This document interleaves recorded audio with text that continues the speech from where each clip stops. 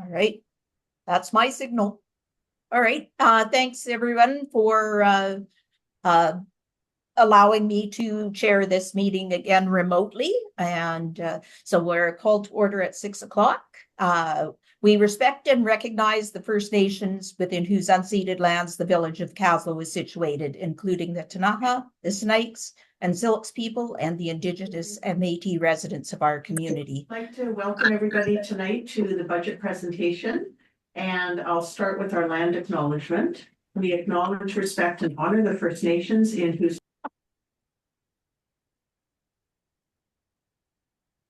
Okay, are we ready? I don't know what just happened there. But can you hear me? Should I proceed? Yep. Yeah, fine.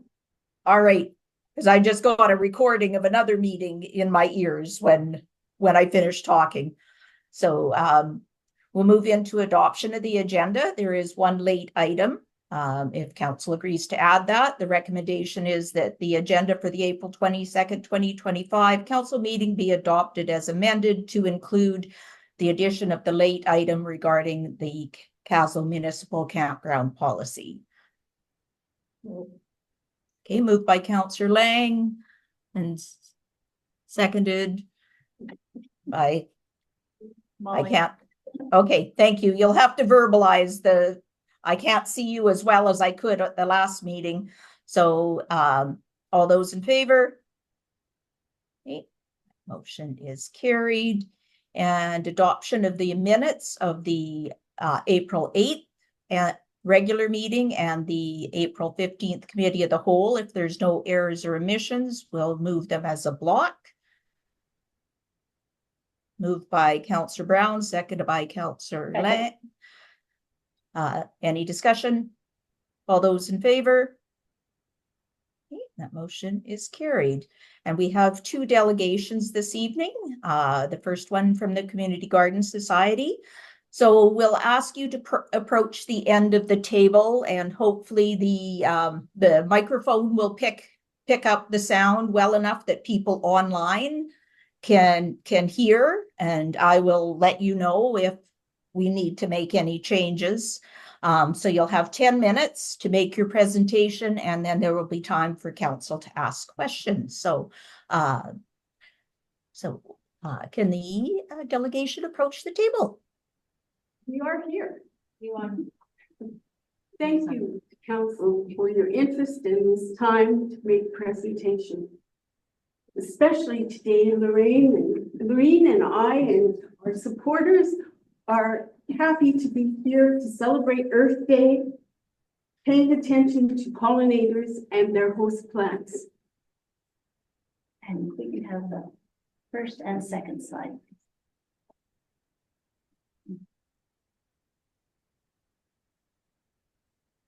You can see that we're supported by the Kaslo Community Garden Society and the Kaslo Climate Action Team.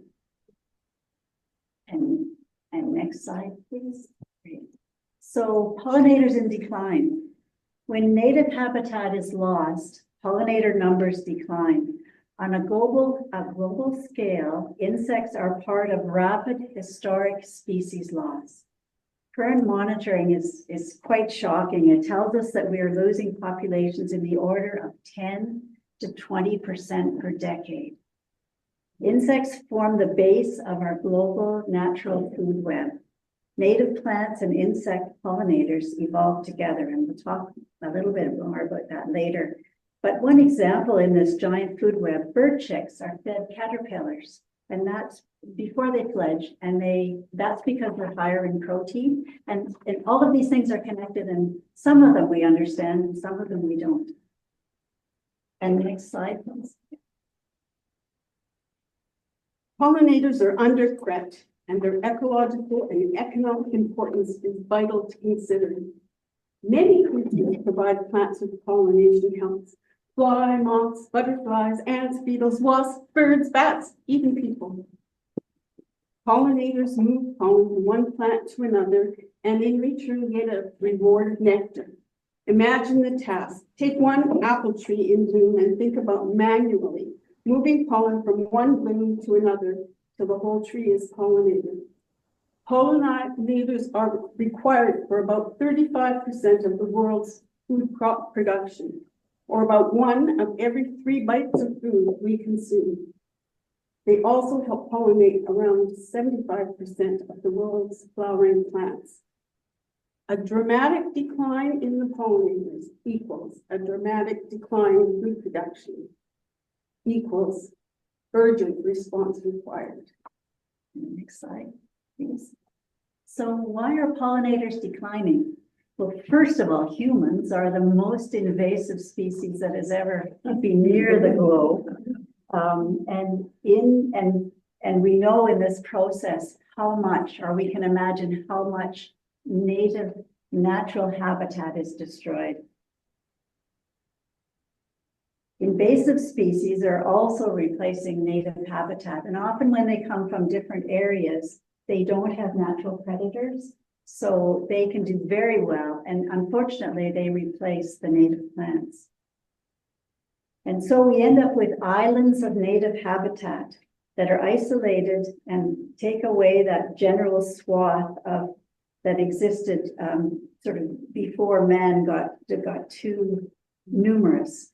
And so that's a difficult part for insects and birds when they have isolated places to get their habitat from. And we know herbicides have eradicated plants indiscriminately. Pesticides kill more than they target and leave residual poison. And the final reason, climate change is altering the coordination of plant blooms and insect development. Consider moths and beetles evolved over 300 million years ago, along with native plants.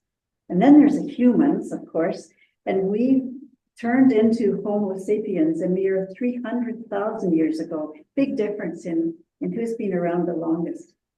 Anyway, these insects have been able to adapt through enormous change on Earth. When we see their populations decimated, we know we must act.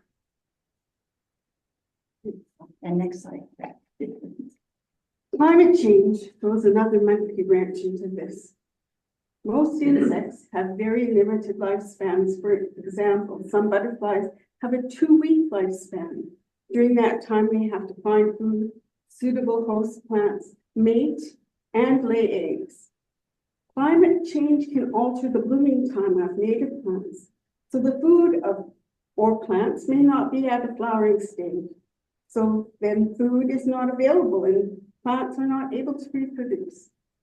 Insects may emerge in caterpillar stage after the blooms they feed on have dropped. Blooms may freeze before pollinators emerge. The result is that native plants, human crops, and insects decline. Do you remember the peach crop and the cherry crops that failed? So next. So what do pollinators need? Okay, they need our help to stabilize populations and stop this precipitous decline that's happening right now. They need us to change our perception of landscape from grass monoculture expanses to diverse native cultivar enhanced spaces. This provides more habitat and the potential for more resilient populations. They need corridors of nectar supply in their territory and native plants that have evolved with and specific host plants to lay eggs on. For example, it's interesting, the mason bee, for example, this tiny little native bee forages typically within 100 meters. So if you think of some of the areas where habitat has been removed, they have such a short range in which to find their habitat and host plants to lay eggs on. So, I mean, we think about these big areas, but really these insects live in quite a small area for the most part, unless they're migratory. Anyway, they need to be protected too from pesticides, herbicides, and to provide sustainable species populations. We need to pay attention to the consequences of our action. We were pleased to add to the council information package the open letter to municipalities based on reputable Canadian science. This paper offers specific ways for the village of Kaslo to be a leader in ecological stewardship through some manageable initiatives. The letter explains specifically how sustainable change can be managed. So our call to action and the main reason that we're here today is to respectfully ask the village of Kaslo and members of council for 4 things. And that sounds like a lot, but the first would be to develop a municipal policy. We didn't find any village of Kaslo guidelines for habitat gardens. And I should just back up and say habitat gardens are equivalent to pollinator gardens, and they're called different things, but we're just calling them habitat gardens for now. And so we would suggest creating a policy to support biodiversity and habitat gardens. And secondly, we support for council to support staff training, ensuring that staff understand the importance of sustainable habitat and knowing native and invasive species and using sustainable practices. And third, to lead by example. We're in such a beautiful, amazing area here, and to encourage a high level of ecological garden awareness and practice among city employees tending to public gardens and natural spaces just makes sense. And finally, to commit to community outreach and education. Effective outreach programs are crucial for shifting public perception and fostering a deeper understanding of sustainable practices. Municipalities could partner with community leaders and committed organizations to deliver habitat garden resources and events and install and maintain habitat gardens on public lands. But we're not expecting you to do this all by yourself. So next slide. We can help. We respectfully ask that the village of Kaslo follow the actions recommended, and we offer our help to assist the village of Kaslo in going forward with support from the Kaslo Community Garden Society and Kaslo Climate Action Team. We can assist council to find resources, promote public awareness, and determine where some of the suggested initiatives might have the most positive impact for Kaslo. We appreciate your taking this time to listen to this presentation, and we are open to any questions you might have. Thank you. Thank you, Anne and Lorraine, for your delegation. Are there any questions from council for the delegation? Councillor Brown? Through the chair.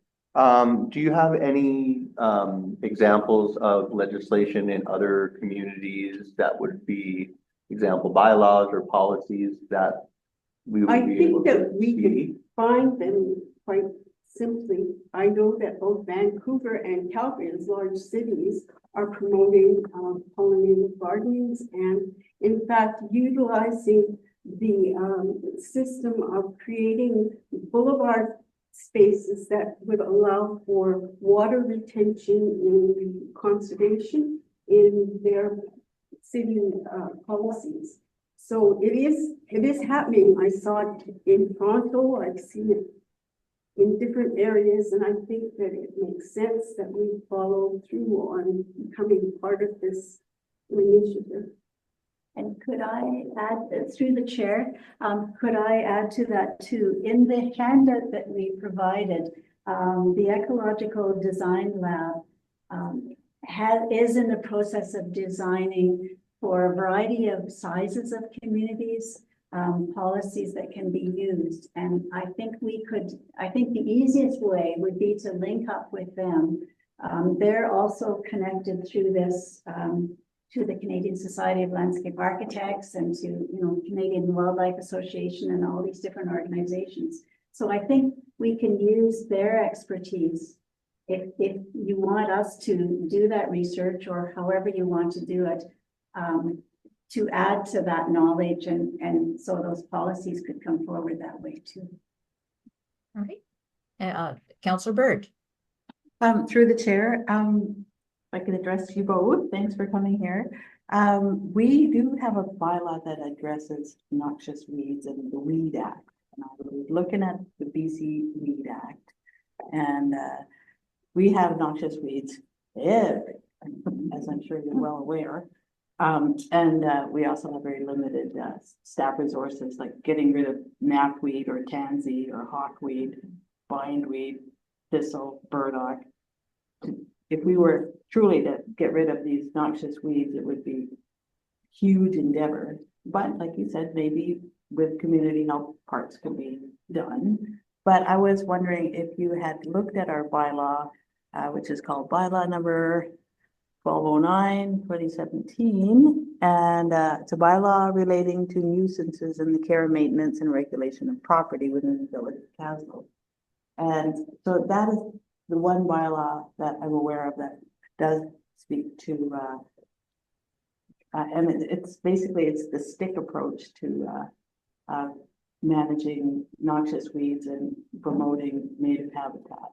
So I'm wondering if you have any comments, or if you're aware of that bylaw, and if you have any comments. I do have comments. Do I go through the chair to address? Yes, please, Anne. The chair. I appreciate that the specific weeds, it's not just weeds, that the plants are identified, that we use specific terms so we know what we're attacking and trying to eradicate. I think that that is admirable, and I understand the overwhelming process. I've been involved in knapweed and burdock poles and also gorse. I mean, we do have our share of invasives, but I think if we target some priority places that we can manage specific areas and build on our successes. That, for instance, you might decide knapweed will disappear from the Moy Beach and around, and work specifically there, or burdock will disappear from the river trail, or so that we can build on our success. Okay, we've done that. Let's move on to another area that's a priority.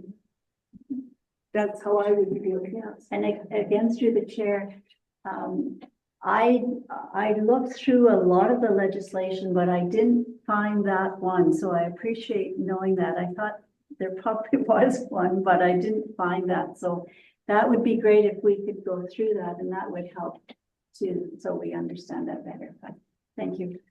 Okay. Councillor Leetwood. To the chair, I believe when we updated our tree policy, the contractor paid attention to trees that we would replant that were pollinators. So I think in our tree plan, she does list the types of trees that we're going to use for replanting. Many of them are flowering, and one of her criteria was that they were pollinators.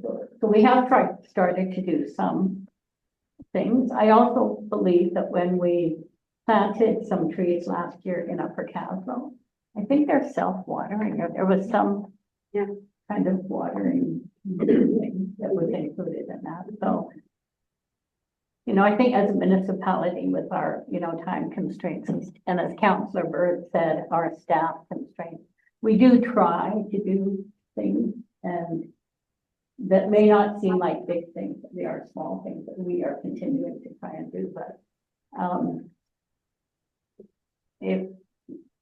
it would be great if we could have some partnerships where we could look at these a little bit more closely. May I react through the chair? Yeah, go ahead. I applaud the tree program. I think that that's been very successful, and it's just heartwarming to see the trees that are, being planted every year since the tree policy has been in place. And I think that it's possible that we can build on that initiative as well. Thank you. Are there any other questions? Right. I'll just respond to Councillor Bird's comment about the policy being the stick approach. I think when a bylaw is silent on an issue, then that means it isn't regulated, so that there would be no prohibition against. That's the way I interpret it. There would be no prohibition against a pollinator garden.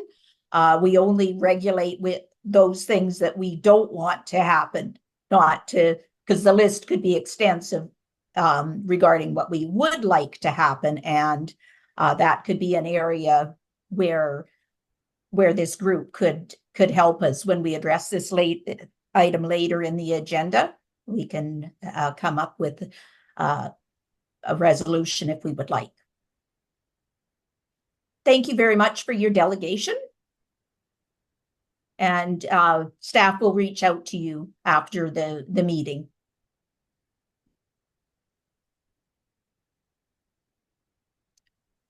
All right, our next delegation is from the South Beach Working Group, and Jim Holland, are you there to present on behalf of the group? Yep. All right. Welcome to council. Yep, And so 10 minutes and then time for council's questions. So there's a lot of data in here, so I went ahead and made a couple of my delegates just so you guys have it for reference, because then when I was into it, and I have one for the staff if they'd like that one also.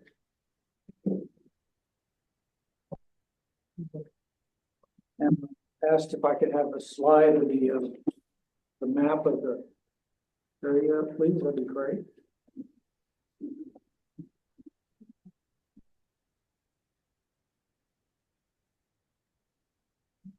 So on the map there, the area that's in the pink is basically the inside the area that's of interest. And the two big parcels in the middle there with the pink stripe down the middle of them is private property, and the two plain colored pieces on the bottom edge of that pink area is private property.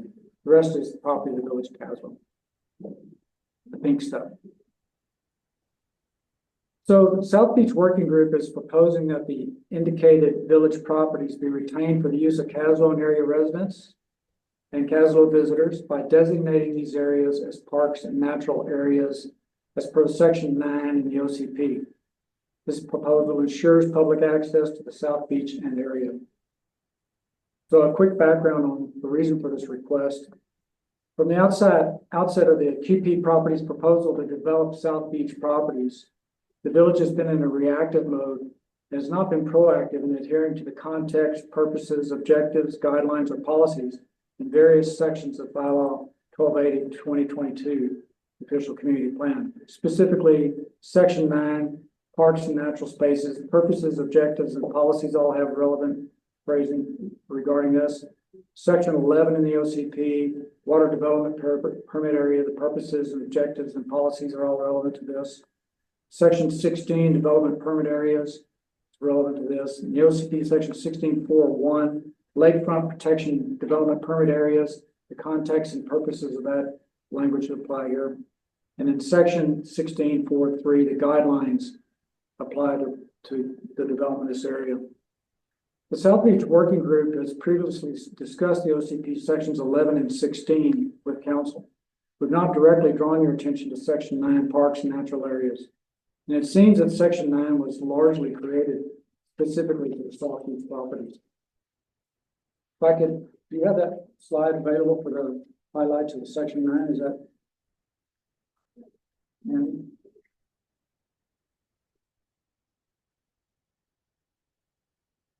pretty straightforward, but at least you can see it.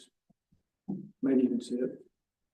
So these are extracted. This is not the whole parks section. This is just the stuff that's directly related to what we're proposing. So the purpose of parks and natural areas is to provide passive outdoor operation opportunities while protecting and preserving natural areas. The objectives in the parks and natural areas is to retain, maintain, connect, and improve existing parkland, open space, and trails. And item 7 under the objectives is to protect, maintain, and enhance natural areas and water courses through municipal asset management and recognize their role in mitigating the impacts of climate change. Specifically, that would very much apply to the floodplain. Under policies, So under policies of the parks and natural areas, the policies state the village will establish and maintain the stream protection and lakefront protection development permit areas to protect natural areas and riparian zones. Not any mention of development. Part 4, preserve the public lands along lakefront and riverfront areas for parks, trails, and public use. And I'd like to remind you that in the language of the OCP, it's not on there, but in the language of the OCP, it says the village will. The village will require that public access be provided along key waterfront lands to achieve a linked multi-use trail system between major parks, green belts, dikes, and other recreational facilities throughout Kaslo area. The village will provide support for the Kaslo Outdoor Recreation and Trail Society to maintain, improve, and expand the network of trails throughout the village. The village will encourage linkages between trails, parks, lakefront areas, open spaces, and beaches within the village and those that extend beyond the village properties. The village will require a minimum 7-meter public access strip along all waterfront areas at the time of subdivision through the subdivision bylaw. And finally, the village will seek forestall rights to Coogee Lake water. We could go back to the map, please. I'd appreciate it.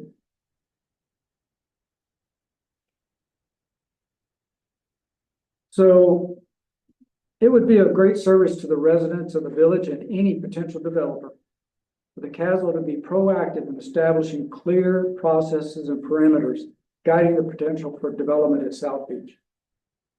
The first step should be to designate village-owned properties at South Beach to be parks and natural areas with a mandate expressed in the OCP to enhance and protect these areas. Key issues for consideration are the current access along the waterfront. So this is currently, access has been a whole large discussion around this. It was the primary reason given to justify the development. And what is I'm presenting is what is in place at this point. There's currently a roughed-in trail from the yellow gate. So on the map, if you look at the very top end of the little tiny pink line there, that's where the gate is. So from the yellow gate between 3rd Street Road and private property on one side and 3rd Street on the other to F Avenue, which is the first large avenue that's in the bottom part of the large top pink triangle there, which accesses over 2 acres of village property. That chunk at the top there is over 2 acres. There's an additional 2 acres of property that is isolated on the waterfront by block 33. So you can see where the block touches the creek there. The corner of that block is on the edge of the creek. And there's a setback from that point of 30 meters that cannot be developed. There are at least 3 solutions to this bottleneck that would provide access to 2nd Street, H Avenue, I Avenue, and all of the South Beach area. First, if a property owner subdivides any of block 33, that would trigger a village regulation that requires a 7-meter public access strip. And that would connect those 2 large parcels of village holdings. If the private lands are not developed, the village could seek access to the 30-meter setback area at that point through a simple easement agreement. The third option, with the justification of providing public access to the village public lands, access could be expropriated there, just enough for a trail to get down to the area below. And there are other public access proposals that need planning and design work. I'd like to cover those real quick. So the additional, so that access pretty much all along the stream front is pretty much protected except for that one little tiny, just right where the corner touches the creek there. So the alternatives to more public access number 1, South Beach Working Group proposes that the surveyed street right-of-way, that's the most easterly line, that the longest line up there, that big broad area, is the actual surveyed 3rd Street. What's developed there above is the actual road. So on a 3rd Street right-of-way, which is the old Mirror Lake Wagon Road, be restored as a trail linking Birch Avenue to Kaslo River. This will be a relatively minor project since the road bed is mostly intact. It will enhance linking to Kaslo trail systems. The parallel 3rd Street road Third Street Road above is frequently used by pedestrians and bicycles, and the wagon road trail would be a popular alternative to avoid car traffic. It would also fit the theme of the wagon road access trail, popular region for tourist attraction. Corps members have cruised this trail and envision the trail continuing south beyond the village limits. As a side note, it would greatly reduce the incidence of this section of road being used for dumping appliances, tires, and garbage. Quite active. The times that I've been out there on 3 occasions, I've observed people dumping over the bank there.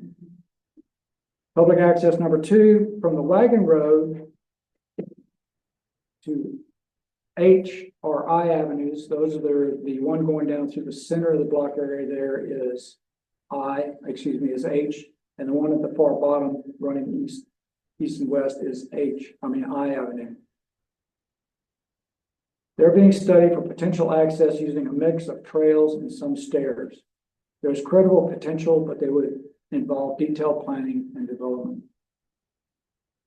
So regarding the parks and natural areas designation, South Beach Working Group acknowledges that this will be a significant addition to the village open spaces and open areas that might put additional demands on public works.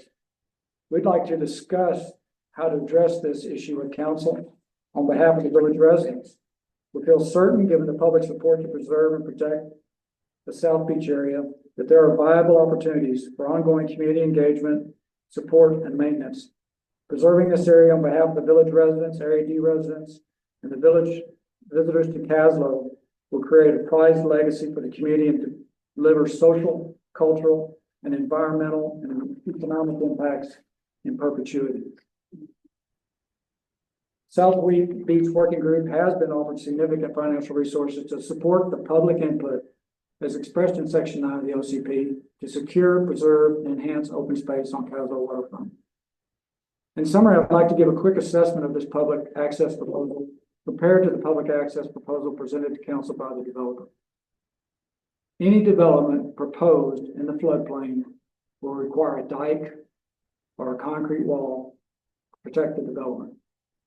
The developer proposed that a public access would exist on the riverside of a 6-foot-high concrete wall with a 4-foot-high chain link fence on top of that for a total of 10 feet high. From the gate area, which is at the very top end of the map, all the way to the lakeshore on the creek. And that dike would be on the 30-meter setback from the river. The natural floodplain area acts as a protection from the river cresting the bank. The potential high-velocity debris flows would normally be dissipated over a large flat area. By eliminating the mitigating effect of the floodplain from this system, all the debris flow and flooding water will be channeled into a new river channel.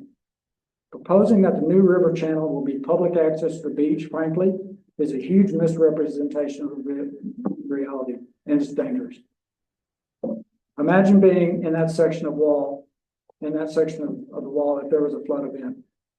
People and animals would be trapped with no escape. That's about a kilometer-long, 10-foot-high wall along the river. Please just visualize for a moment that you're standing on the south bank of the river, looking over the dike on the other side, on the Kaslo side. And imagine that a developer tells you that he's going to guarantee you access to the lake on a trail about 2/3 of the way down the side of that riprap dike, not a trail on top. That is what the developer is proposing for the south side of the river, a trail at the bottom of the dike. Surely council has the awareness now that it's not a matter of if there will be a flood event, but only a matter of when it will happen, and it will happen. There can be no justification or rational discussion about how development will improve public access to South Beach when that access is practically guaranteed and largely in place now, along with over 5 acres of prime natural area, open space on the waterfront that belongs to the village of Kaslo, Arizona. Okay. Flood events Thank- and debris flow. Jim, we're past time. Thank you for your presentation. We'll take No, some questions. Excuse me. The last time I presented a delegation, I was delayed and the developer spoke for half an hour. And he wasn't even scheduled. I've got 1 paragraph left, Mayor, please, respectfully. Okay, I'll allow it, but that 10 minutes, well, it was stated at the beginning, you were allowed 10 minutes. but I'll let you proceed. How long has it been? It's been 12 minutes at least. Well, Yeah. okay. I've done this a few times at home. I guess the maps. Flood events and debris flow implications from the channelization of Kaslo River below the bridge has been raised in the information the council currently has. But no studies have been done to assess the transfer of risk to the village properties on the left bank, that's the north side of the river, as recommended.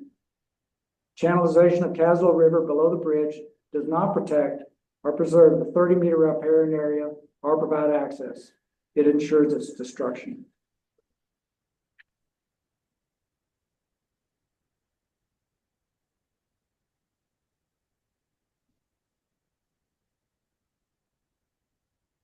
Okay, are you done then? That's it. That's it. Okay, thank you.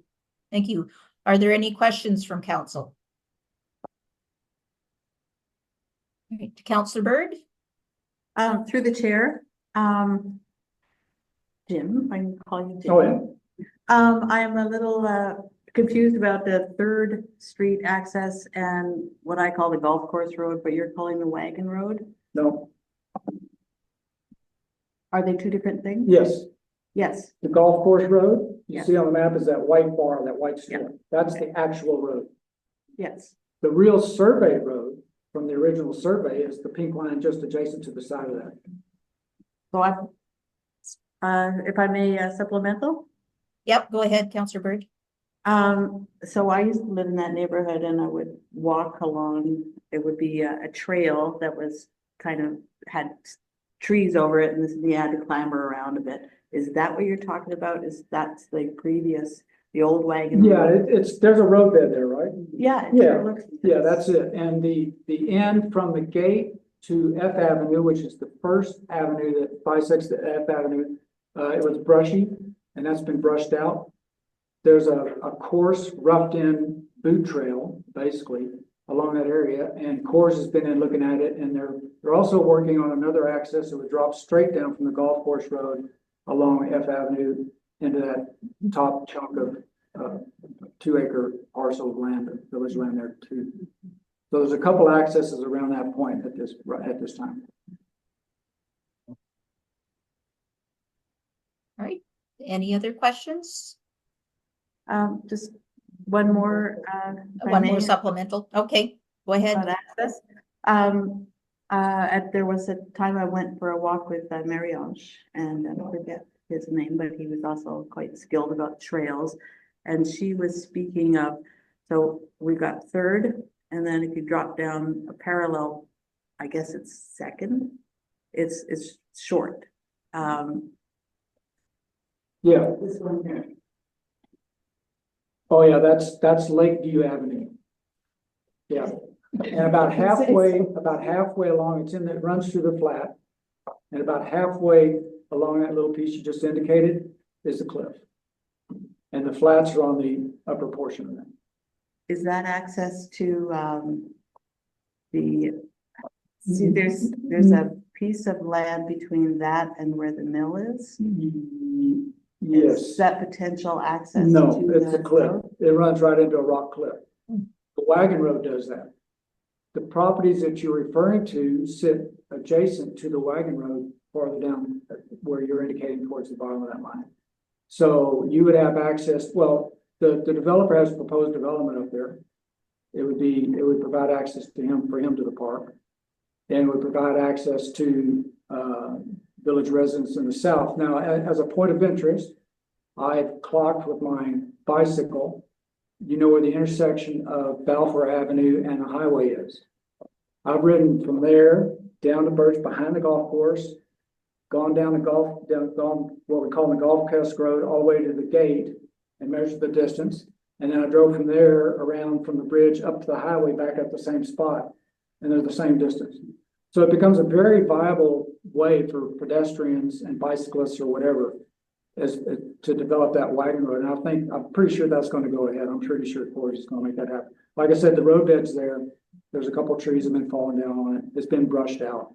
It's not a bad hike. I wouldn't recommend it for anybody, but it's not an overly difficult hike right now. All right, thank you. Any further questions? I have a All right. question to the chair, especially for the CAO. Okay. Like some of those access points you were talking about, that a trail down kind of one of the steeper banks. Do we have standards that we have to, for building trails for safety?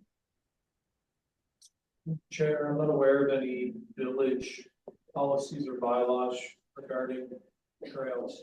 Okay, I just wondered, because if we were gonna look at this, then we just would want to make sure. If I could comment on that, something relative? If that's okay, Mayor, quick comment. Yes, There go was- ahead. There was a slide on the river trail where you had quite a large sloughed area.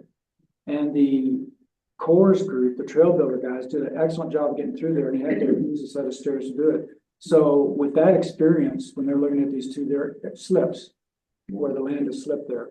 It's the same kind of material. Once it reaches the angle of repose, it's done. And so they seem fairly confident. It's like I said, it's nowhere, it hasn't even been planned, or I mean, it's kind of not, but there's a precedent for being able to accomplish something like that. Thank you. All right, so we'll move on to our next set of agenda items. Thank you. Thank you for your delegation, Jim. All right, so we'll move into information items. I've provided a written report and a copy of the trust board highlights and the FCM report to council from the March meetings. Are there any other reports from council members? All right, hearing none. We have no committee meeting minutes, and we'll go to staff reports. CEO Baker. Mayor Hewitt, just a few things to note. Staff were hoping to financial report for the first quarter, and unfortunately competing priorities got in the way, so it'll have to be the next council meeting. You'll get a first quarter financial report and an update on capital projects, that kind of stuff. For personnel, there's 3 job postings that are still open: the Fire Smart Coordinator, Director of Finance and Corporate Services. So both of those will continue accepting applications for. And then we had a summer worker position. So the village has received a $2,500 grant from Canada Summer Jobs, and that'll go towards that position. Interviews will occur in the next 2 weeks, and we'll award that job as soon as we can. And the last update for you would be on the South Kaslo Development Plan. So the Ideas Fair and stakeholder meetings have been scheduled for May 12th. And then a council discussion with the consultant on the morning of May 13th. And in advance of all that, there'll be a background report that's been developed by the consultant with the help of staff. So that'll be provided to council before May 12th. And that is the CAO report. Thank you, Mayor Hewitt. Thank you, CAO Baker. Are there any questions for the CAO? Did I see a hand up? No, Councillor Brown? Through the chair, on May 13th, did you say what time it was? I do not know the time, but I'm going to assume like 8 a.m., 9 a.m. kind of a thing. So it won't be like we have a council meeting that night. It won't be at the council meeting. It'll be outside of council. I believe so. But I can double check and send an email out confirming the dates and times. Any other questions? I do have one. How many applicants did we get for the student position?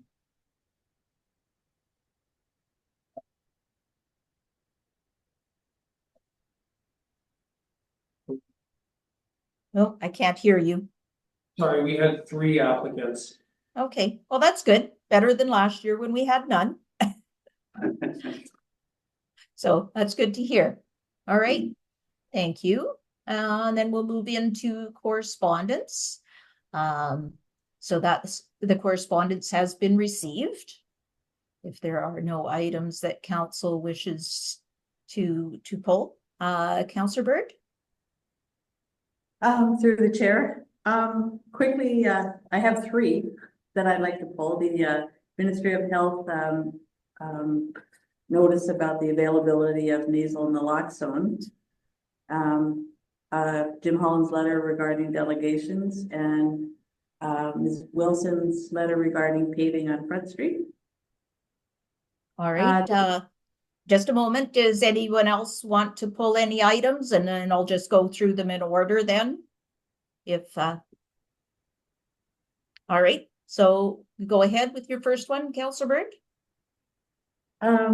I was just wondering, with the Ministry of Health's offer of a free nasal naloxone capability, products and training, should we perhaps notify I'm sure the paramedics and, the medical,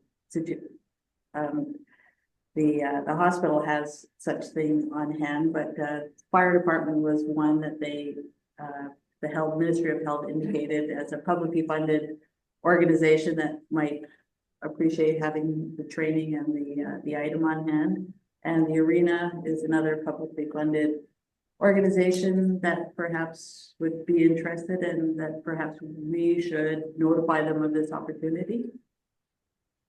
Okay, we could we give direction to staff to reach out to them? And I think we just want to be careful that we don't take too many, because they do have a limited lifespan.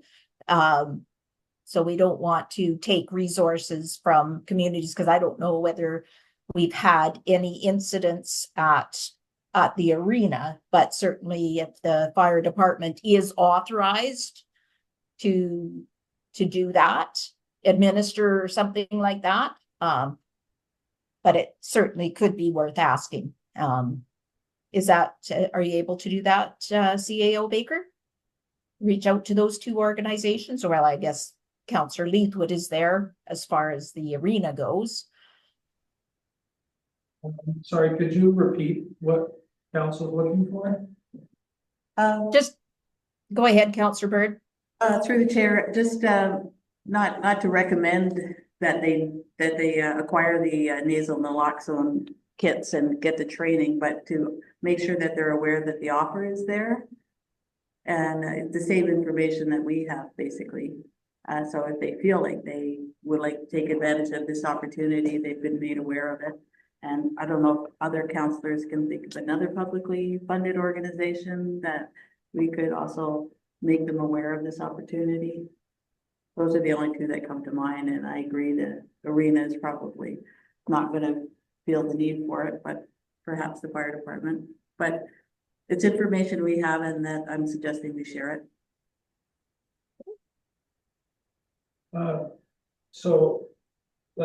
Mayor Hewitt, I'm just kind of scanning this letter, and it looks like the province is offering one-time, no-cost kit to publicly funded organizations. So I'm not too sure how that affects the Arena. I don't know if I would deem them a publicly funded organization. So I'm just not too sure who's applicable here. Yeah, you mentioned community centers, recreation centers.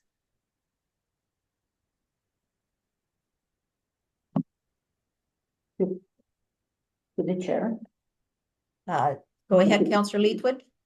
To the chair. I think that, like, the kit is one thing, but the training is the other.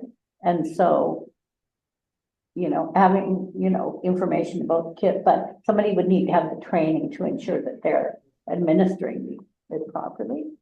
So I think that's where it might be a little bit tricky for the Arena anyway. I mean, the school definitely is a public funded organization, and community services.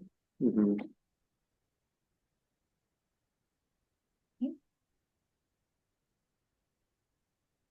All right, so is that what you would like staff to do, to just reach out and make those organizations aware of the offer, and with No expectation. no expectations? Yeah. All right. Can we just make a note of that? Is that possible, CAO Baker? If you don't mind, Mayor Hewitt, perhaps we'll just have a resolution for exactly what council wants and who they want this letter sent to. Was it the arena board and the school district, or the school? Yeah. Arena Board, the Fire Department, and Community Services is the other organization I just heard mentioned. Through the chair. Go ahead, Councillor Bird. It would just be a question of forwarding them this information, FYI. So I think it probably makes sense to capture council's directions to staff through motions or resolutions, so. Okay, Councillor Bird. Be it resolved that staff is directed to forward the information from the Ministry of Health regarding the nasal naloxone opportunity to the arena, to the school, to the fire department, and to community services. Okay. Do we have a second for that? Councillor Brown, any discussion? All those in favor? That motion passes. All right, your next item, Councillor Bird? Yes, through the chair. So we did get a letter from Jim Holland regarding delegations, and he pointed us to the Kaslo's procedures bylaw, which notes that the council by resolution has the authority to grant a resolution delegation, even if materials were not submitted by deadline. And just and this is partly, I know his letter was in reaction to not being granted a delegation at the last council meeting. And the reason being given was that it was not an agenda item, the delegation that he just received. But it strikes me that according to the procedures bylaw, that is a decision council should have made rather than staff at the last meeting, whether to allow him to be, allow the South Beach Working Group to be a delegation. That my reading of the procedures bylaw is that authority is vested in council. It has to be unanimous, but it's still council's authority rather than staff. Although staff can defer because the agenda is too tight under the procedures bylaw, defer a delegation to a more appropriate time, that would fit better. But I do take his point that in the instance where he was denied a delegation because there was no business item on the agenda, he could not have known that there was no business item on the agenda relevant to this discussion because of the deadlines in the procedures bylaw. So I think it's a little bit clumsily written in the procedures bylaw, but my takeaway is that really it's a decision of council rather than a decision of staff. Just putting that out for discussion. Okay, Councillor Leithwood. To the chair. I mean, agendas in general, like the cutoff for any agenda, whether it's our municipality or another municipality, there's going to be a deadline date. So any municipality is going to run into the same issue, right? As far as council having the ability to,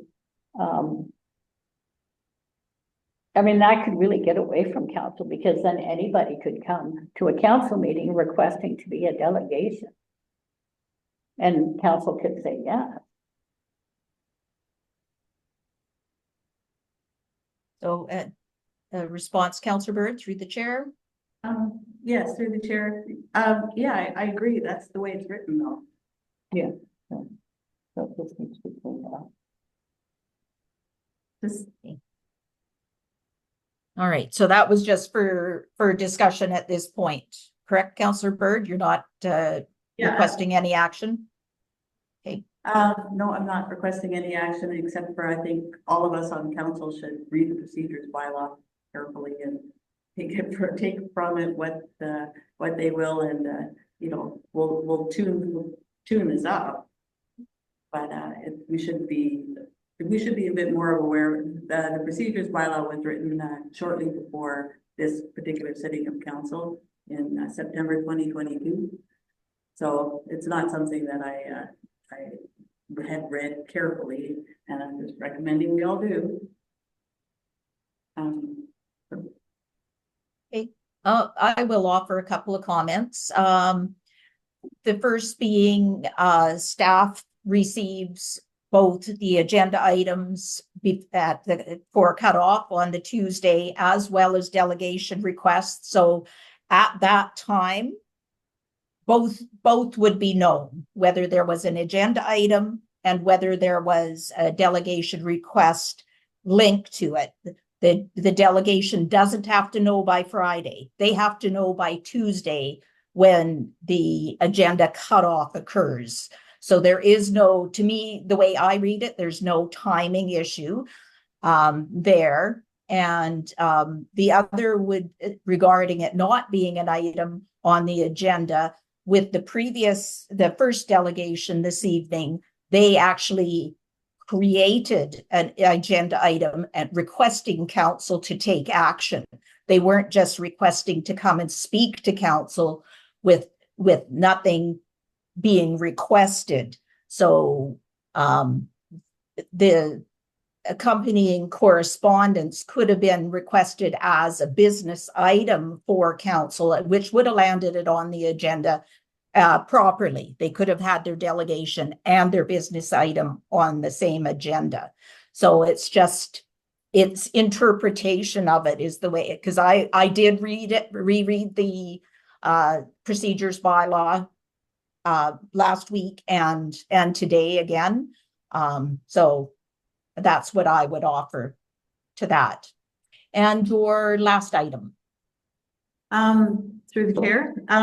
We have a letter from Pat Wilson regarding paving of Front Street between 3rd and the park.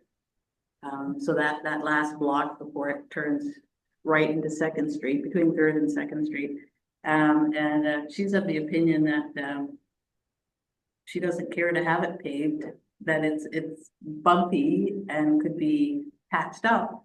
But the bumpiness actually serves to slow down vehicles, which I've heard from that family before, that people speed by. And of course, it's kind of a little bit of a dangerous area. But just if she's happy if the neighborhood is happy not to have it paved, then that would save us a chunk of change in terms of our budget, which that doesn't bother me. That'd be nice savings to have, and I'm wondering if other councillors have an opinion on that. Councillor Leithwood? To the chair. I can understand what Ms. Wilson is saying, but we also did a paving assessment, and we needed some criteria as to why we would pave certain streets, and we paid to have a paving assessment done. And so our paving plan is linked to that paving assessment. So, I think we do need to have some standard as to what we keep our roads at. So, I mean, I think we can consider how the neighbors, but I think we also need to have that tangible thing that we use to decide whether we're going to pave or what other action we're going to take. Councillor Brown? Through the chair. So I concur with Councillor Leithwood and that we've had this assessment. And so I think that we want to ensure that it's safe in that area. But that being said, in recognition that the poor quality of the road actually makes it safer, but because people have to slow down, might be indicative of us needing to do traffic calming there or something in that area to ensure that they slow down there. That's not a pothole, but perhaps a speed bump or something else. Because that does make good sense to ensure people are slowing down as they come around that corner. I just wonder if letting the road get into really bad disrepair in order to be able to facilitate that is the best way to approach it. All right, Counselor Lang, did I see your hand? Yes, you did. Thank you, Mayor. Through the chair. Yeah, I think we have to maintain a standard here, and that is a very heavily traveled street in the summer months with the, with access to the Moe Beach and everything. And Second Street's in pretty rough shape as well. And I just don't see letting our streets fall into rack and ruin as really helping promote our community. I think we want to have the place looking as clean and tidy and spiffed up as possible. So I would not support a motion to not pave that street. Thank you.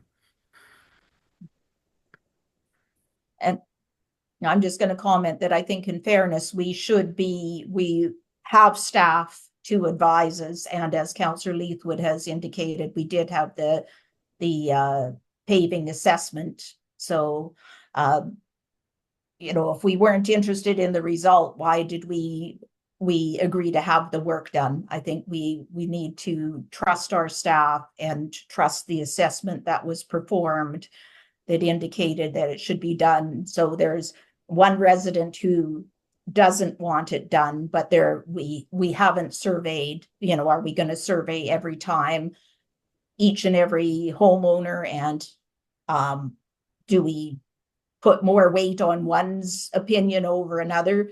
We are charged with looking after the village's assets, and that is exactly what we're trying to do. So it's good information to have. And as Councillor Brown said, there are other measures that could be taken to achieve the same goal of increasing safety and slowing people down. So we haven't started to look at the ICBC report and take any actions based on that. So that could be something that is considered. It might have, I can't recall at this point whether that was something that was considered in that report. So, all right, so that was the last item. So that brings us to question period, and we're at 7:02 already. And so we'll allow up to 15 minutes for questions. So if there are any questions from the public, I ask you to, if you could come up to the table so that everybody online can also hear your questions, because if you stay in the gallery, you're too far away from the microphone for it to be picked up. And please address your questions through the chair. Are there any people in the room that would like to ask a question?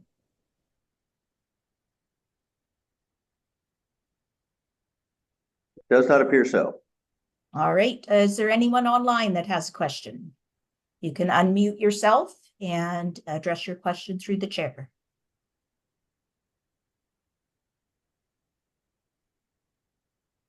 All right.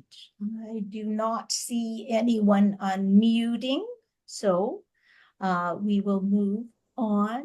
I'll give you one more opportunity if there's any questions from anyone in the room or online. All right, so we will move into business.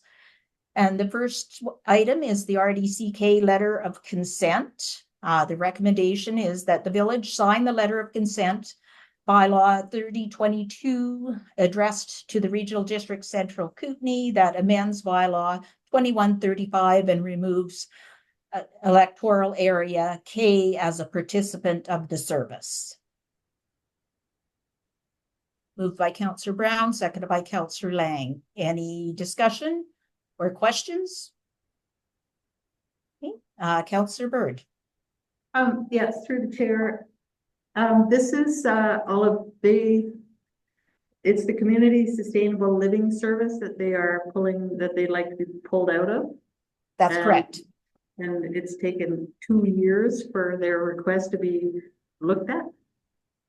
that is the terms in the way the bylaw is written, that they must give 2 years notice. And this is the anniversary date of that 2 years. They're still in the service. It'll be it up until it has gone through the actual formal withdrawal from the service. And so they will get a credit on next year's taxes because the tax rate bylaw has been prepared. So they will get a credit next year, and any fees that they get refunded will get charged to the rest of the participants. And at the last regional district meeting, it'll be on my next report. There are 2 additional rural areas that have issued their notice wishing to withdraw. So supplemental, Councillor Bird? Yes, through the chair. I couldn't find that particular bylaw on the RDCK site. So if someone could provide it for me, I would like that. And so I'm also wondering if the village of Kaslo has been consulted through this. Is this the same plan that is being like the regional growth plan? Okay, different thing entirely, is it? Yes, this is a service. This is not a plan. This is a regular service that is on our tax requisition.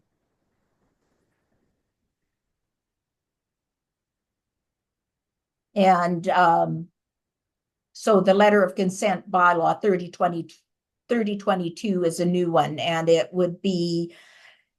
should be on perhaps the one that Councillor Lang attended on my behalf in March. The bylaw might have appeared at that meeting.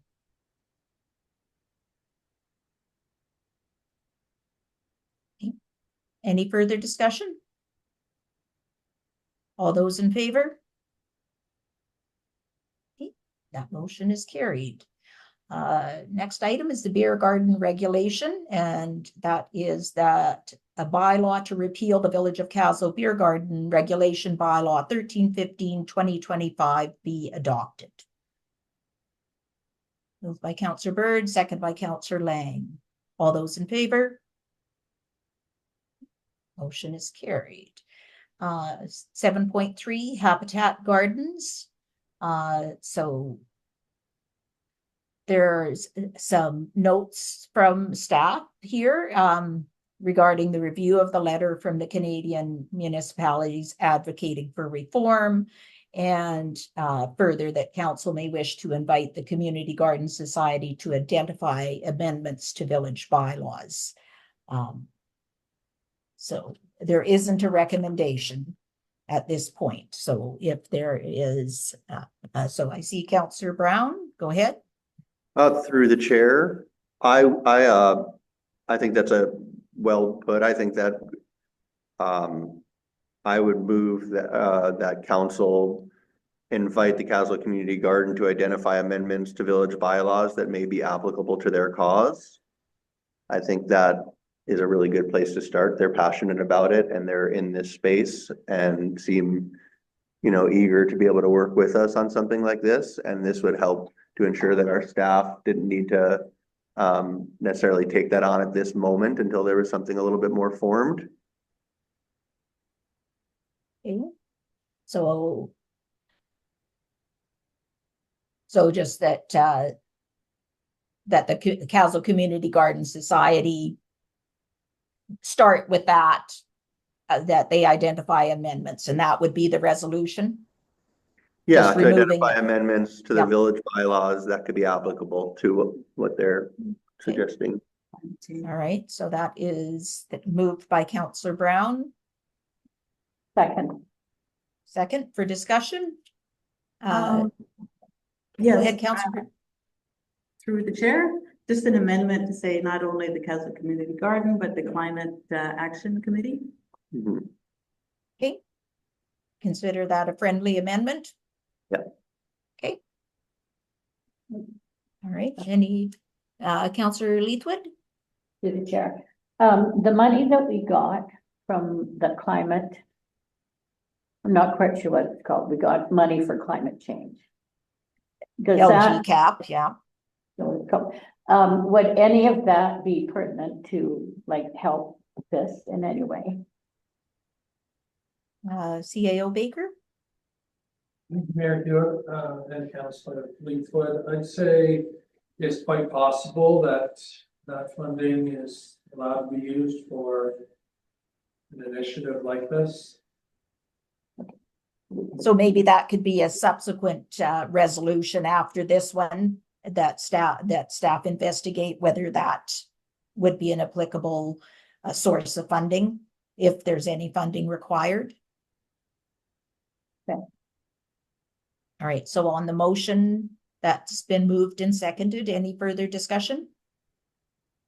All those in favor? Okay, that motion is carried. And did you want to make that subsequent motion, Councillor Leithwood? Yeah, so if we could ask staff to investigate whether our LCAP, is that what it's called, LCAP? LG cap, local LG government. cap. Local, okay, would be able to be used for initiatives that may come out of this. Okay. Moved by Councillor Leithwood. Seconded by Councillor Brown. Any discussion? All those in favor? Motion is carried. The next item is the 2025 to 2029 financial plan. So that was, staff went over that at our last meeting. Are there any questions before I read the resolution? All right, so Councillor Brown? Through the chair, just a clarification that this part of this resolution doesn't include Vimy Park, like notably. This is the financial plan, Oh, sorry, 7.4. I'm one ahead of us. Yep. Sorry about that. Okay. So you moved that. Are you still fine with moving that? Yes. Oh, no, I didn't read it out. I just asked if there were any questions. So, Yeah. on the financial plan. So the recommendation is that the 2025 to 2029 financial plan bylaw number 1316, 2025 be given first and second readings. Moved by Councillor Bird, seconded by Councillor Lang. Any discussion? And with the understanding that CAO Baker, could we, if there are no amendments anticipated, could we do 3 readings tonight and then cancel the March or the May 8th meeting and then have it come for adoption at the next meeting, the May 13th? I would love to be able to cancel the May 8th meeting. However, we're going to need it for the 3 readings of the tax rates bylaw. Okay. And so since we need the May 8th meeting, Okay. I felt like it made good sense to only have 2 readings of the financial plan today, so that the community has several days to let council know any feedback before 3rd reading on May 8th. Okay, thank you, CAO Baker. All right, so it's been moved and seconded for 2 readings. Any further discussion? All those in favor? That motion is carried. And next item is the contract award for janitorial services. And I want to start by thanking you, CAO Baker, for following through on my request to reach out to the campground operator regarding the Vimy Park maintenance. So the recommendation is that Kaslo Building Maintenance be awarded the contract for janitorial services at City Hall, Kaslo Front Street Park, Public Works and the Kemble Memorial Center in the amount of $195,840 for the term 2025 to 2029, as described in the staff report titled Contract Award, Janitorial Services dated April 17th, 2025, and that staff fully execute the contract. Moved by Councillor Lang, seconded by Councillor Leithwood. Any discussion? All those in favor? That motion is carried. And then we're on to our late item, which is the municipal campground policy. And there is, oops, right spot. There is a recommendation contained in the, or no, there isn't. Nope, there isn't. All right. So the request is that council make a decision as to whether they would like to move forward with the contract with the terms as stated in the staff report. Is there any, Councillor Leithwood? Can I make a resolution that we keep, you know, what has been happening at the campground the same for this year? And at the end of the season, we have a meeting with the campground attendant, council, and staff and go over the policy. So I think it's important if we're going to change policy that we really, you know, take advisement from the person who's been running the campground for almost 20 years. Because I feel like some of the recommendations may not be as practical as we think, because we really don't understand how the campgrounds operate or has been operating. Okay. So that's, so there was a motion in there so that just the contract remain unchanged. There, it might be better off, because I don't know whether there were all of the things that were in last year's contract should remain the same, because there's differences in, we have added the janitorial, and without it being communicating with the groups themselves. So there's other changes that we might not want to incorporate or to leave and not incorporated it into this year's contract. So I think we've got to consider carefully what we're doing with a resolution just to leave it as status quo, because it might not the entire contract might not work as status quo. This isn't really about contract, it's about policies for camping. Well, So we the don't have a contract, policy at this point. I thought we did adopt a policy earlier on, and then as per the staff report, there were some changes to the policy from 2010. And the campground attendant was unaware of some of those changes. So like in the staff report, it's recommendations about the policy, not the contract with the campground attendant. Okay. I'll let CAO Baker respond. Thank you, Mayor Hewitt. So I think it's okay to leave status quo, not an issue with that. The Okay. challenge is, council has a policy from 2010 and we're not following it. And to me, quick example is the policy says that overflow camping is permitted for Jazz Fest. I think it was May Days of Jazz Fest, but that's not how we're operating. The campground operator is using overflow areas, you know, more or less all the time. And so I'm not sure what status quo is, because we have the policy, but we're not following the policy.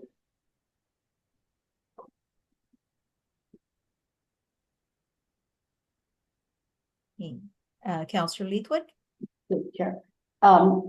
I believe that anything that has happened at the campground has been given, she's been given permission. So it may be like the policy may not be followed, but like using the ring road, for example, for overflow in the summer. She has had permission to do that from either staff or council.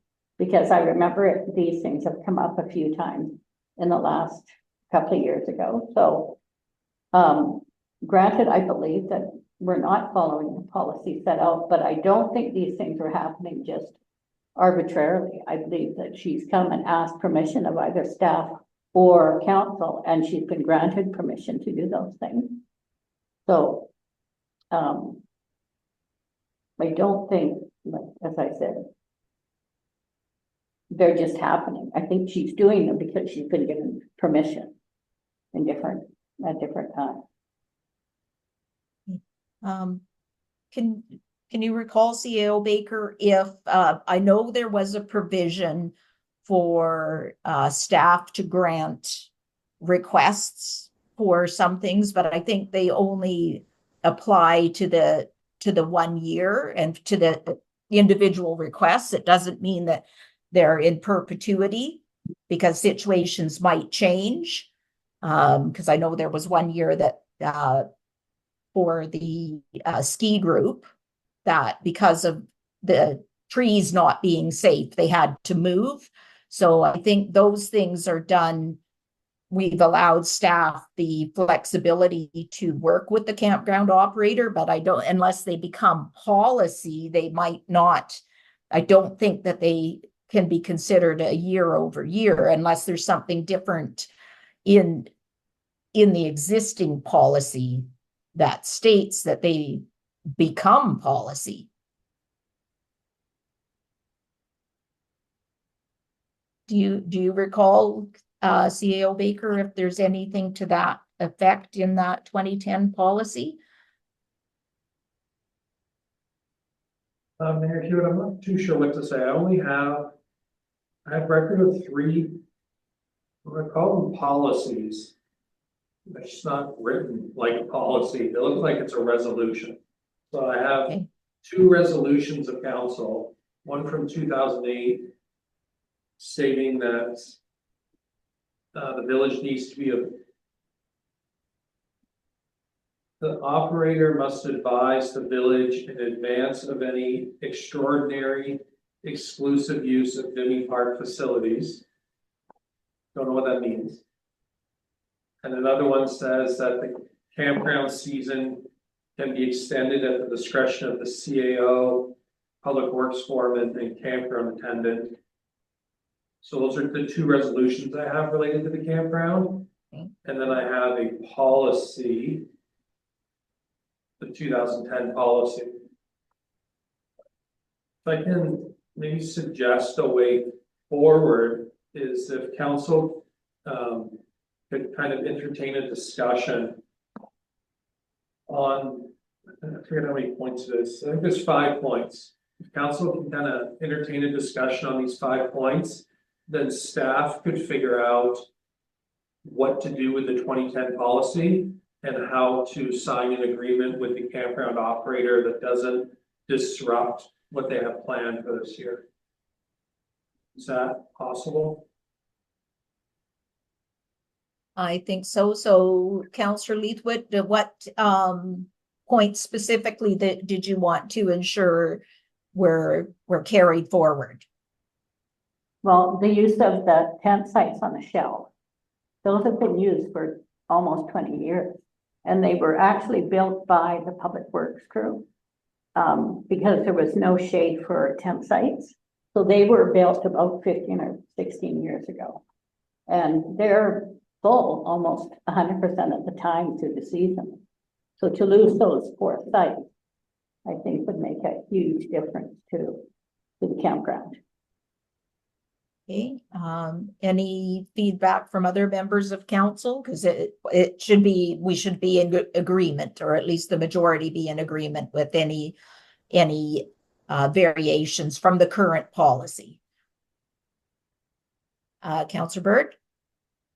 Through the chair, I'd be happy to go through all the 5 information points that the CAO has provided us and give feedback on each point. Let's do it in a logical way. Mhm.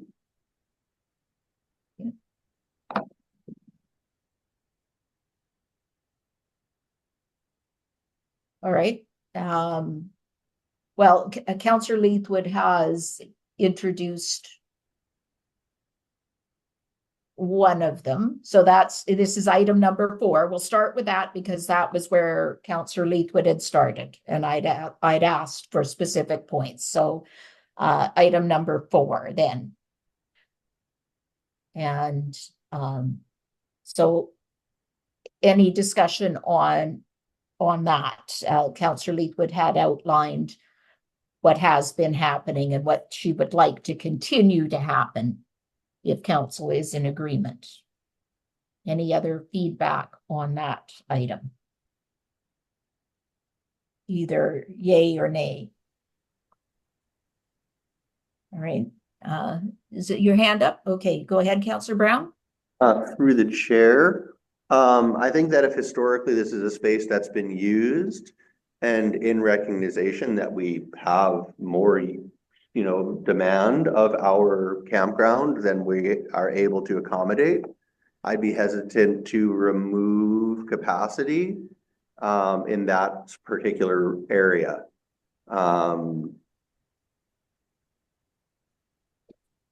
Yeah, I would be in favor of that for where you go across the road and there's just that strip where people can camp. That's where we're talking about, right? Yeah, just right beside the concession, sorry. Yeah. Chair. Yeah. Yeah, that seems like an okay use. All right. So I'll ask for a show of hands whether to agree to that. So item number 4, as Councillor Leithwood has outlined. Councillor Bird, do you have comment? Through the chair, so this generally staff, I'm just reading from the recommendation, staff would recommend that the use of public vehicles, you probably meant private vehicles, in Bimini Park be prohibited. So that's the area behind the concession and that little ledge there. And that these tent sites be for walk-in camping only on long weekends in Jazz Fest.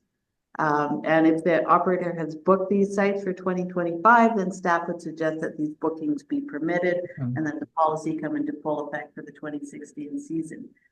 I think that's, for myself, I think that's a fine recommendation. And although I think we need to discuss whether we're eliminating those sites, because I agree with Councillor Leithwood that they're there, they shouldn't be eliminated.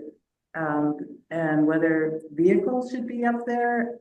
So we're talking about safety, and my recommendation was, like, if we're going to permit vehicles, private vehicles in that space, they have to enter and exit, and there is a daycare, there is everything going on in a park, that the vehicles should be escorted by the campground operators. Somebody should be there doing traffic control. If we're going to permit vehicles up there, then there should be special arrangements that the people are escorted, that there is some kind of way to make it, somebody is watching, somebody is doing pedestrian control when those people are driving into their campsites.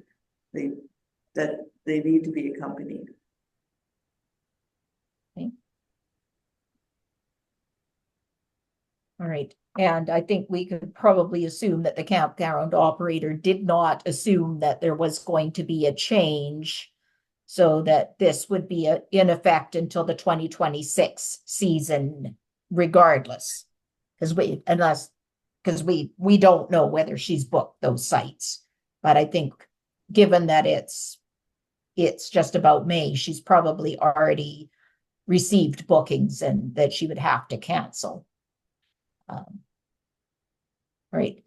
Now maybe we'll take a different tack. If reading what the CAO has recommended in each of these, there is provision that if things have already started for this season, that the policy comes into effect in 2026. But, so leaving leaving it operating as it has been, but perhaps council has more input into the policy that has been fully reviewed with the operator. I think the problem that staff had was that the operator was away for the winter, so there was a delay in being able to review the policy fully with the operator before we got to this point. I'd just like to be able to find a way that we could move it forward without having that exact discussion tonight, because there's solutions proposed in each of the items except for number 3. Because that is a new item that's been introduced. Mayor, mind if Yep, go ahead. in here for a sec? So for item number 4, it's what I'm hearing is council is happy to allow those 4 tent sites to be used for the whole season. Doesn't have to be restricted to May Days or the Jazz Fest or only long weekends. They can be used throughout the whole camping season. Is that correct? Show of hands. Okay. Okay, Okay, yes. perfect. And then council is okay with vehicles accessing these sites and parking there as long as they're escorted into place. And when they leave. Did I hear that correct? Or is some members of council not concerned at all about the escort?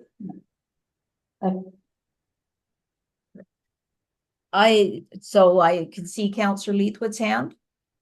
To the chair, the vehicles going in and out of there, it's not only for camping. I mean, during May Days, I mean, it's full. When there's any kind of event in the park where there's music, then there's vehicles that are accessing, that are usually parked near the gazebo so that the musicians can, unload their equipment. There's, like the last few months, there's been vehicles going in there to build the dugout. So there's vehicles that are going in and out of there quite a bit through all year. So, are we gonna have the campground operator escort every vehicle that goes in there? I mean, camping is only one thing that goes on where there's vehicles. Well, I think the operative thing there from it sounds like from staff perspective is potential damage to infrastructure. If there are sprinkler heads that could get damaged, whether it's more in that there's consultation with staff that it's happening, that it's not just they can drive anywhere, right? Because we're not going to let them drive onto the ball field.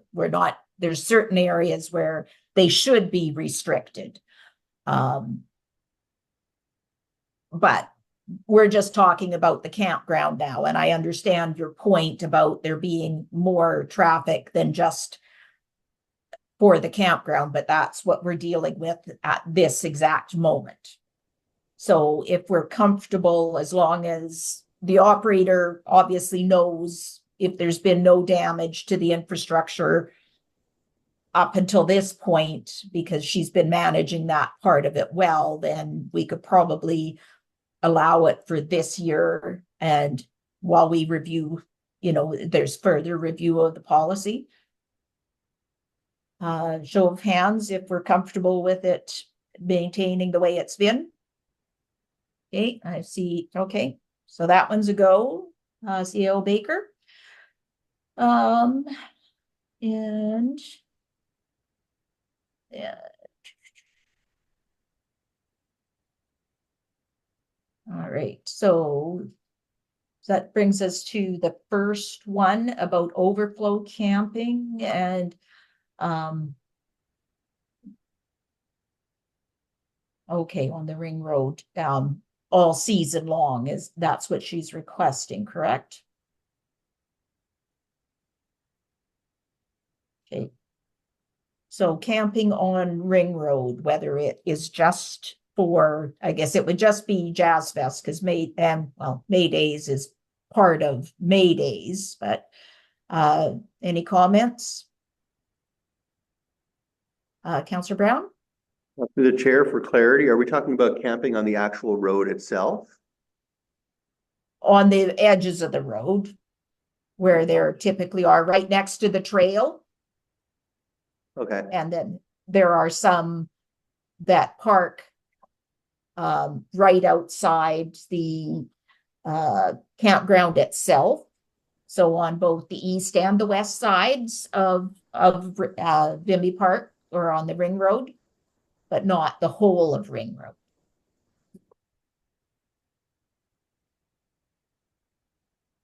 Councillor Bird?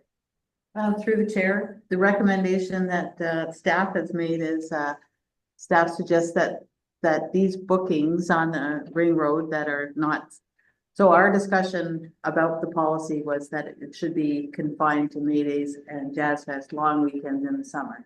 That's okay. We're okay with a policy that says people can camp on the verge of the Ring Road during long weekends in the summer.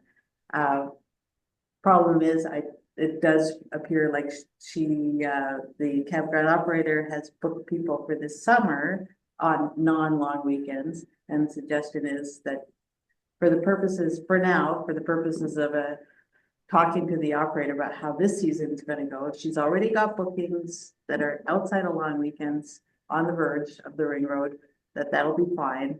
But that until we have a new policy in place, that'll be allowed. So I'm fine with that suggestion. Okay, show of hands. Okay. Mayor, Uh, could we ask council what they would like for next camping season?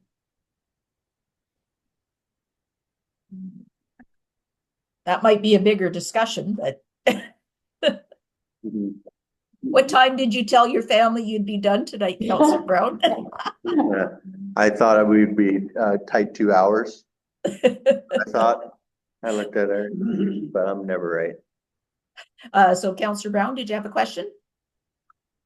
Through the chair, so in terms of direction for next year, what I would suggest is like, Chakra, I want more information. So like, what are the financial implications of removing those bookings to what we'll actually make in terms of profit at the campground? And then perhaps, and it goes into number 5 as well, is like, there's areas people are camping that are not clearly defined camping areas. And so I would suggest that if we do want to have areas where people are going to camp outside of what's there, that we actually turn those into camping areas, and that we create an area that's like actual overflow, as opposed to there's a grassy area, throw a tent there. Because then we can keep people away from the infrastructure we don't want them to drive on, and we're actually defining where we want people. And if we need more space in these areas, are space that are being used year round, or not year round, but camping season round, then I think that, like, I'd like to know how much money we're, like talking that are it's actually made in those areas, so that we know if we're majorly impacting, that. And then is there a way, if we do want to continue doing that, that we can make it developed a little more, so that it's not, or not developed, but clearly defined camping area, whether it's a fire pit or whatever it is, right? Picnic table.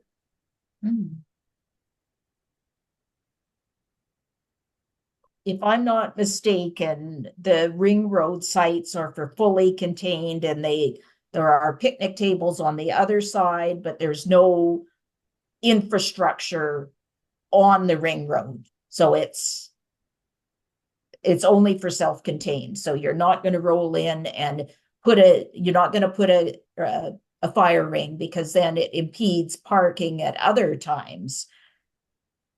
Yeah, I think it's a larger discussion, because then if there's camping could happen at any time during the camping season, then that means that people can't park there to walk down to the beach, to Lighthouse Beach. We've got to consider, I think, all of the implications. Yes, it makes us money, but we have the public to look after as well. And there was commentary in the report about it affecting members of the public besides camping public. Did I see your hand up, Councillor Bird? No, no. No? Oh, okay. Councillor. Oh, okay, Councillor Leithwood? To the chair. Just a fun fact. The campground revenue we got last year was $39,000. That's almost 5% of the taxes we collect in the village. So the campground gives us really good income every year.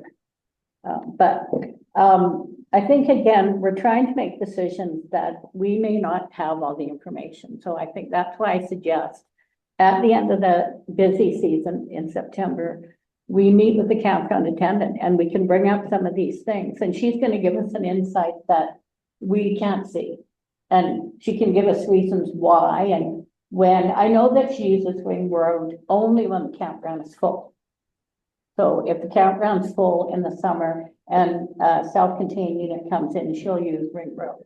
So there's good questions that we can ask the campground attendant and get information rather than us trying to figure it out when we don't have all of that. So have a meeting with her in the summer or after the summer. CAO Baker? Does that work for you? Yeah, I mean, my preference would be for council to define its policies. We met previously, and now we're having this discussion. My preference would be to set the policy, and then that's what then sign an agreement with the campground operator. You know, I'm keen to get this policy dealt with now and know what council wants. Like on Ring Road, do you want camping on the shoulders of Ring Road? If council feels like it needs, you know, isn't prepared to have that discussion now, I totally get it and makes good sense. Come back in the summer and we can have that discussion then. So I'm fine with the direction that's been provided to let the operator use Ring Road as needed for this season, if that's council's direction. Okay. All right, so are we good with that? The only, the new thing is the additional camping unit that has been introduced. We have allowed the campground operator herself to camp there throughout the season. But I don't agree with it at a second unit free of charge, regardless of whether that has been used by a camper or not. That should be the cost of her doing business if she needs the additional help.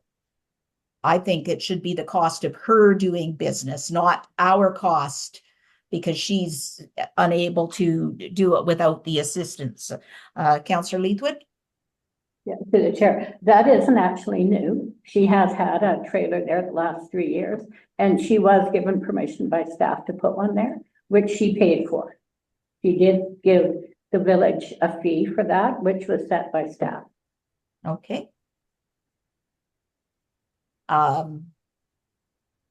Okay, so then I guess, you know, because you know the campground operator personally, but I had no idea that Yes, was occurring. Yeah.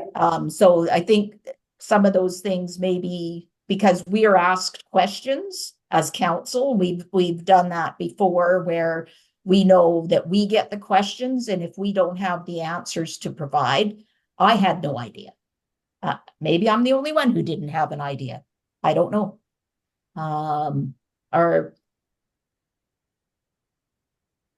What are council's thoughts?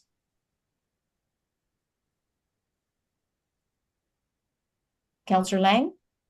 Yeah, I'm fine with status quo. I mean, this has been going on. This campground's been functioning for what? The last 40, 50 years. There's certain improvements would help, certain definitions that maybe provide clarity, but I think at this point with the season already on us, we just let status quo. We're getting way too into the weeds on this as far as I'm concerned.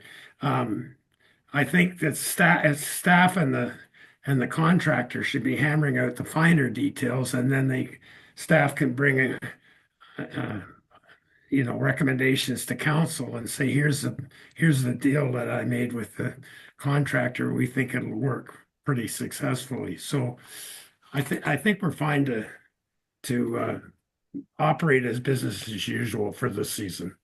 Thank you.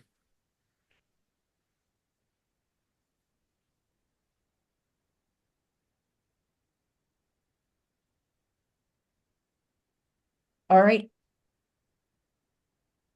Okay, Counselor Byrd. Through the chair, I think one question that has not been answered is, okay, if it's status quo, then we'll allow, it's okay for whatever bookings he already has, but should she take additional bookings for the ring road, for the birds of the ring road, through the summer, the way that, she's been doing in the past? I mean, I don't think that question has been answered, and my feeling is, no, we'll like honor the ones who've already booked, but I don't personally like to see all these campers all along the ring road. I think it kind of changes the feeling of the beach and the park. And so my own feeling is it's sure whatever bookings have been made, honor those, but don't take any more outside of long weekends.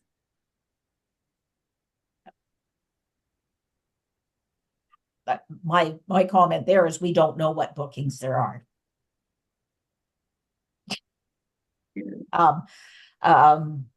And is the overflow area on Ring Road clearly defined at this point? I know there was some question as to where the overflow extended, right? Does it just go adjacent to the campground itself? Are we allowing it to extend further down towards the skate park? I think that council should have some input on that, because as you said, Councillor Byrd, it does affect the experience of other tourists. So is it defined in to your satisfaction, CAO Baker, where if somebody went down and said, there is a camper here, is it supposed to be there? Is it defensible?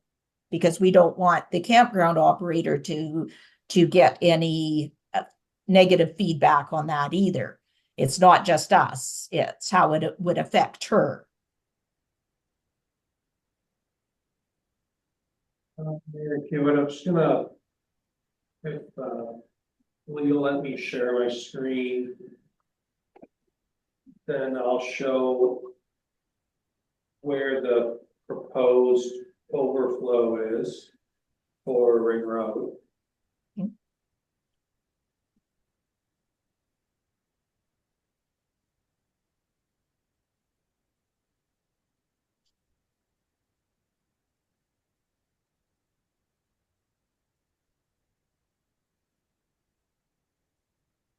So these parallel yellow lines are where we've identified, or where I believe based on the last discussion we have, council was agreeable to there being vehicles. So the shorter one, there's a bit of a larger shoulder in this area that allows vehicles, and then it becomes rather narrow when it gets to the periwinkle.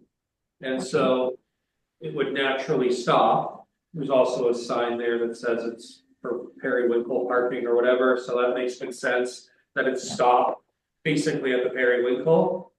And the overflow on the lake side is a bit longer, but the shoulder widens as well. And then where it begins to narrow closer to the playground is kind of a natural end to that overflow area. And although there is, the ring road obviously extends all the way to the skate park, there's not much of a shoulder there. Mhm. And so, when we've had a discussion with the campground operator, there wasn't concern raised with these shoulder areas, whether they were big enough or it made sense. So I think the campground operator would be okay with it. And so, yeah, if council's okay, then I don't think. You know, Councillor Burt's has said, you know, maybe it's just long weekends and Jazz Fest. And then some other councillors have said, well, just make it the whole, you know, year round. Ideally, it would kind of get figured out one way or another, rather than saying, okay, you can have the ones you've already booked, but no one else. I feel like that might be a bit confusing and difficult and cumbersome for the operator to manage. So I think it might kind of make more sense to say, yes, we'll allow it for long weekends at Jazz Fest, or yes, we'll allow it the whole camping season. Okay, so, and are we referring to all of the, when we're talking overflow, are we talking all of the identified overflow areas? Because we have not, other than May Days and Jazz Fest, there has not been camping allowed at the Logger Sports Grounds. It's just those 2 weekends. Because that would definitely impact things. Because there have been other events that have started and ended at that location. And if I've just got a tiny screen for council, so if there's any comments or questions, you'll have to just verbalize. So there is, in the 2010 policy, it does say that camping in areas like where we put the tents for Jazz Fest can be done with permission from the office for so many people. So that's why she puts in that ski group that come every year. Right. There's also another group that's, I think it's a bike group that come every year, and there's like 25 or 30 of them. So the policy does state that there is times when that overflow area can be used, but staff has to be notified. And the Logger Sports, you know, a few years ago, we did say that the Logger Sports area could be used for things like family reunions, again, with permission. Staff would, or with the campground operator would contact staff and get permission. And I believe it actually says that on the website. That if there's family reunions and a certain amount, because we have made those decisions in the past. So, I mean, I'm fine with not using those overflow areas other than Ring Road if needed, and not the Logger Sports or other overflow areas like the Abbey Manor and Scout Hall. Those are only used for Jazz Fest. And that, again, she was given permission to do that by staff.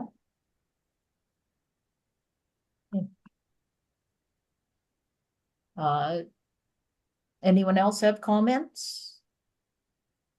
Maybe Mayor Hewitt, so just so council's aware, last year, we did not give permission for the Scout Hall or Abbey Manor areas to be used. And we were aware of the 2010 policy stating you can only use Ring Road for May Days and Jazz Fest, but just kind of ignored the policy because it seemed like it evolved to using Ring Road all the time anyway, so we just kind of left it. So maybe we'll just park Ring Road for a sec. Logger Sports, I think it's kind of clear that, use for Maydays and then come back to the village if the operator wants to use it for a big family event or something like that. And then council can deal with it as a one-off. The same with the picnic shelter area, that's the triangle. Right now, that the way the policy is written is, hey, that can be used for, I think it's long weekends, and Jazz Fest. So, and I think that's okay. I think that kind of matches past practice. The small rectangular area. Right. Right here, if you can see my cursor. Yeah. Based on what council said, we're gonna eliminate that from overflow. That's not overflow. That's gonna be part of the campground. Yeah. And it can be used the entire season and vehicles are okay. So that's a non-issue. So I think we're just left with the Ring Road. Does council want Ring Road to be used long weekends only or any day of the camping season?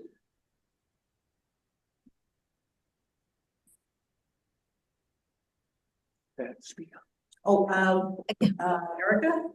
Okay, go ahead, Councillor Bird.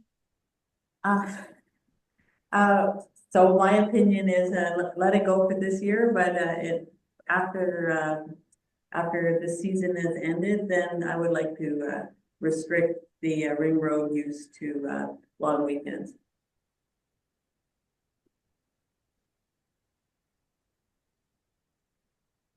Okay. So if we're gonna look at it all again, so for this year, we're fine. The only thing that I don't see on here as an overflow area is underneath the trees, where the food vendors go for May Days. That isn't shown with a yellow box, because typically that's where the ski touring group camps, not next to the gazebo. They use the whole of that pretty much, but they happen to use the gazebo because they rent that at the same time, or the picnic shelter rather, because that isn't shown on any of your maps. Councillor Leithwood? Through the chair. I think what she's trying to do now, because there was a concern that the balls would go in and hurt someone. So Okay. when she's booking those groups of more than, I think it's 15 people is what that policy says, then she tries to keep them as close as she can to the picnic shelter. Okay. And the other side, between the picnic shelter and the daycare, there's no shade. So, and it's not that big of an area to fit. Well, definitely not the ski group. That's 60 kids. So, even the 15 or 20 or 25, they come with some of the other groups. There's not a lot of room and there's no shade there. So she tries to keep them as close to the picnic shelter, but in the shade. I could definitely see the value of what CAO Baker is trying to do, because this has been a struggle for us. As we've got new council members who don't know history.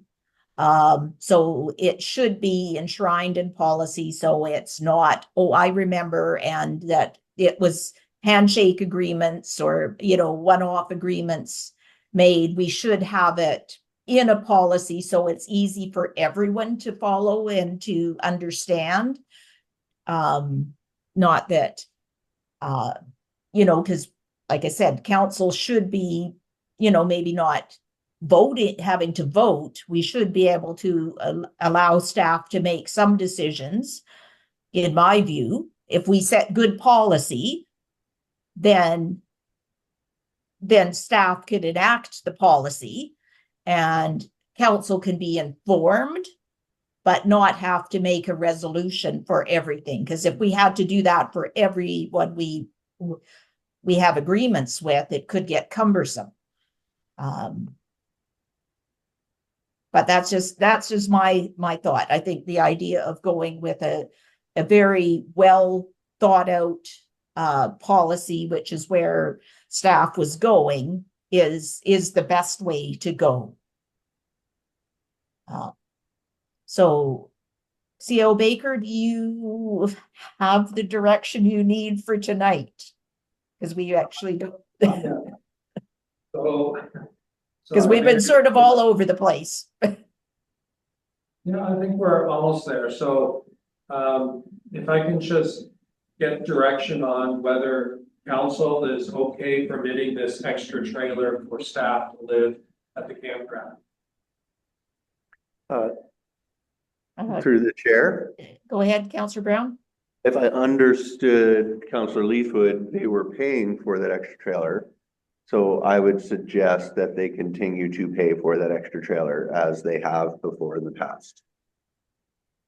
So I had the fact that it got brought up by the campground operator gives me the impression that it's something out of the ordinary. And I mean, I don't know if I've never looked at her booking, so I don't know if it's ever been paid for. I think it's trust. If that's the arrangement the council wants, that the host site, let's say, gets one trailer, and if there's additional trailers placed that they pay, well, then that we should mention that in the agreement so that it's clear to the operator. So yeah, if that's what council wants, and there's kind of consensus that host trailer free, additional trailers pay a fee, I think then it gets a little tricky, because to think that they would be charged, $35 a day or whatever roughly what the rate is, it's going to become extremely expensive for this extra trailer. I think it's almost $1,000 a month.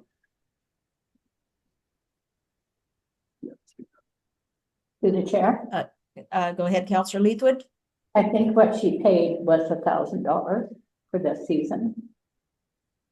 And that was based on, it's not a very good site, that one, and it doesn't get rented that often. So there probably, I'm sure if we look back, there may be some information that does say she was being charged a certain amount. Chair? Go ahead, Councillor Brown. So I guess I'm having a little trouble with that aspect, because we're saying we don't have enough sites and we need to approve people on Ring Road. But then there's this other site that we're saying is maybe not a great site. So we want to provide it to someone at a big discount from what it would be if it were to be like actually rented for that night. My understanding was that it would be a second camper or whatever on that same site and not an additional site next to it. So I would say if it's an additional site next to it, then that pays as if someone were to rent it. If it is rentable and it's something that we could be able to provide to the public to be able to come and rent, and were it to be an additional one on their host site, then I don't have a problem with that. Through the chair, so this is going to sound a little odd, but let's say it's site 13 is where this extra trailer would go. There's actually site 13A, B, and C, where sites have kind of been created and trailers have been kind of fit in where they can go. So my impression is that this trailer is not necessarily taking up a site that would necessarily have gone to the public. It's a spot that's kind of been crammed in to fit where it can go. So I think it avoids part of the issue that Councilor Brown's mentioned. But it brings us back to the question, should this trailer be allowed to park for free? Or does council want some kind of fee charged? And just to let you know, it's $45 a night for a campsite, which would equate to roughly $1,300 a month if that site was being rented. So question is, free, or does council want it paid for? And if so, what's the rate? So I'm going to lean back on my previous, if it's something that the campground operator needs those extra people to help her run the campground, if it's too busy, that should be her cost of doing business. It's like $35 or $45 a day. Yeah, minimum wage is, 3 hours of work. If she's comping it to them, but where she's paying the fee, that's her cost of doing business. Maybe they're there as friends, but friends who are helping. But she is operating a business and we are operating a business. And did I see another hand? Yeah. Oh, Councillor Leithwood? Remember that the campground gives 30% of the campground revenue to the village. So 30% of $35. It's not a sewer site. I don't believe that one. I don't even know if it's a power site. So if it's not a power site, that's $33. So 30% of $33 is what, $11 a day? So $1,000 is what she has paid previously. I believe that would cover the 30%. So I think that a fee should be charged for sure, but we only get 30% of the revenue to the village. So we wouldn't charge her $35 a day because she doesn't submit that to the village. That's not what the contract says.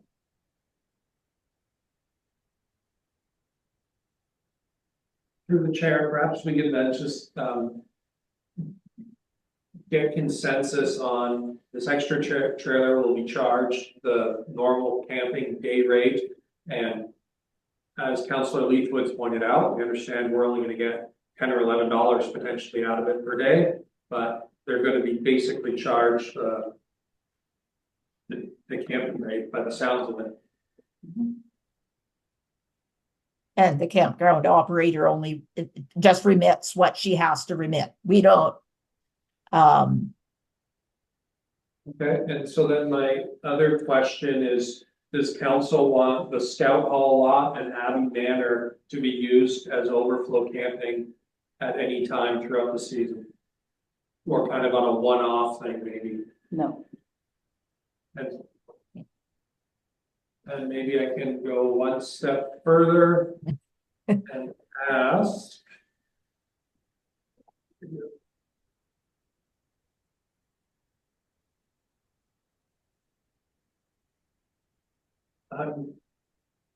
So there's only one item that I think is outstanding from being able to finalize a policy and run with it for the next 2-3 years, not have to come back this August.